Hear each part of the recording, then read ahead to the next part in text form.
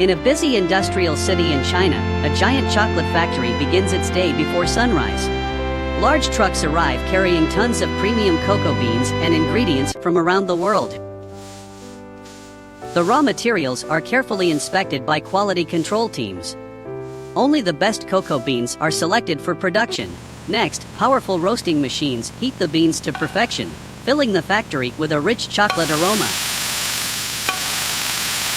The roasted beans move through automated grinders, where they are transformed into smooth cocoa paste.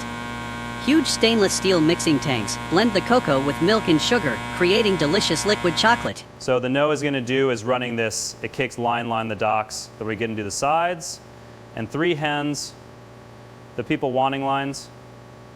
The chocolate then travels along endless conveyor belts and is poured into molds. Advanced machines shape thousands of chocolate bars every hour with incredible precision.